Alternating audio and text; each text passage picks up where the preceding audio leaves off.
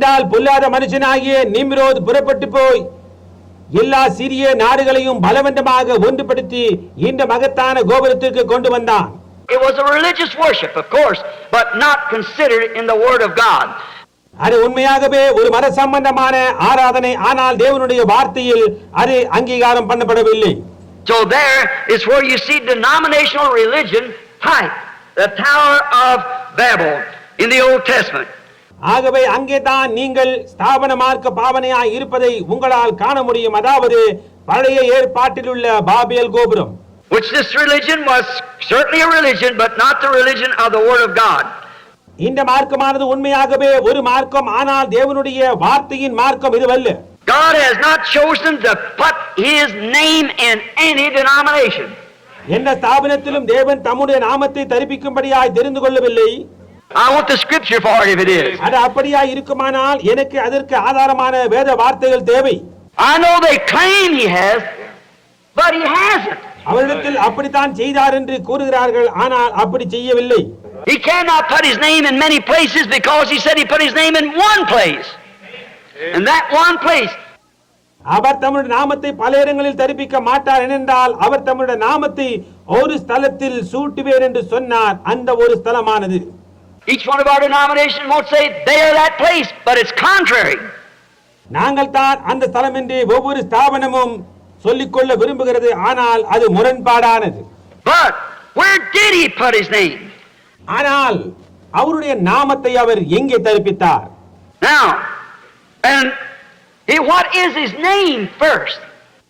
இப்பொழுது முதலாவதாக அவருடைய நாமம் என்ன? We'll have to find what God's name is before we can find what it is He's putting in the place. அவர் அந்த இடத்தில் என்ன தரிப்பிக்கிறார் என்பதை நாம் கண்டறியும் முன்னர் தேவனுடைய நாமம் என்ன என்று நாம் கண்டறிய வேண்டும். Now we find out that He had many titles. அவருக்கு அநேக பட்டப்பெயர்கள் உண்டு என்று நாம் கண்டறிந்தோம். He was called Father, which is a title. அவர் பிதா என்று அழைக்கப்பட்டார், அது ஒரு பட்டப்பெயர். And He was called Son, which is a title. அவர் குமாரன் என்று அழைக்கப்பட்டார், அது ஒரு பட்டப்பெயர். He was called Holy Ghost, which is a title. அவர் பரிசுத்த ஆவியானவர் என்று அழைக்கப்பட்டார், அது ஒரு பட்டப்பெயர். He's called Rose of Sharon, which is a title. அவர் சாரோனின் ரோஜா என்று அழைக்கப்பட்டார், அது ஒரு பட்டப்பெயர். Lily of the Valley, a title. பள்ளத்தாக்கின் லீலி என்று அழைக்கப்பட்டார், அதுவும் ஒரு பட்டப்பெயர். Morning Star, Jehovah Jireh, Jehovah Rapha. விடிவெளி நட்சத்திரம், யெகோவா ஈரே, Jehovah Repa. 7 different compound redemptive names, but all of them were titles. 7 வித்தியாசமான பெயர் ரட்சிப்பின் நாமங்கள் அவருக்கு இருந்தன, ஆனால் அவைகள் எல்லாம் பட்ட பெயர்களே. None of them were names. அவைகளில் ஒன்றும் பெயர் அல்ல. But He has a name. ஆனால் அவருக்கென்று ஒரு பெயர் இருந்தது. When He met Moses, He had not a name yet. அவர் மோசேயை சந்தித்த போது அவருக்கு ஒரு பெயர் இன்னமும் கொடுக்கப்படாதிருந்தது. And He told Moses, I am that I am. அவர் மோசேயினிடத்தில் நான் இருக்கிறவராக இருக்கிறேன் என்று சொன்னார். And when we see Jesus on earth speaking in Hebrews the 6th chapter, நாம் இயேசுவானவரை பூமியில் பார்க்கும்போது எபிரேயர் 6ஆம் அதிகாரத்தில் சொல்லிக் கொண்டிருக்கிறபடி, I beg your pardon, St. John the 6th chapter, He said, I am that I am. மன்னிக்கவும், யோவான் 8ஆம் அதிகாரத்தில் அவர் நான் இருக்கிறவராகவே இருக்கிறேன் என்றார். They said, well, you're a man not over 50 years old and say that you've seen Abraham. அவர்கள் சொன்னார்கள், உனக்கு இன்னும் 50 வயது கூட ஆகவில்லையே, ஆபிரகாமை கண்டேன் என்று சொல்லுகிறாயே என்றார்கள். He said, before Abraham was, I am. அவர் சொன்னார், ஆபிரகாம் உண்டாயிருக்கிறதற்கு முன்னமே நான் இருக்கிறேன் என்று. And I am was the one, the burning bush, the pillar of fire that was in the burning bush back in the days of Moses. நான் இருக்கிறேன் என்பவர்தான் பற்றி எரிகின்ற புதராயிருந்தார். மோசேயின் நாட்களில் புதரில் எரிந்து கொண்டிருந்த அக்கினி ஸ்தம்பமாயிருந்தார். I am the I am. நான் இருக்கிறவராக இருக்கிறேன் என்றவர். Now we find out that Jesus said also, I came in my Father's name, and you receive me not. இயேசுவானவரும் கூட நான் என் பிதாவின் நாமத்தினால் வந்தேன், நீங்கள் என்னை ஏற்றுக்கொள்ளவில்லை என்று சொன்னதாக நாம் கண்டறிந்தோம். Then the name of the Father must be Jesus. That's right.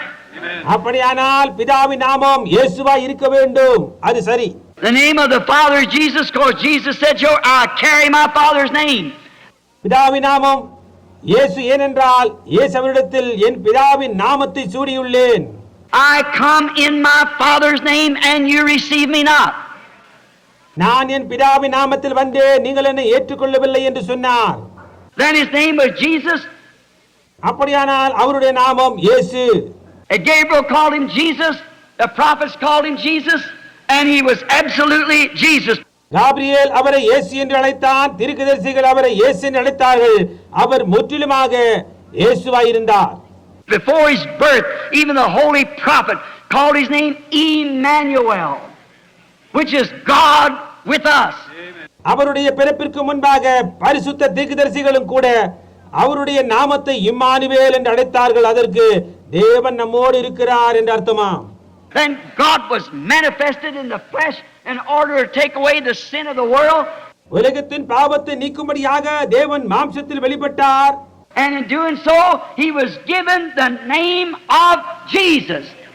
அந்த கிரியை அவர் செய்வதில் அவருக்கு இயேசு என்ற பெயர் கொடுக்கப்பட்டது. So Jesus is the name.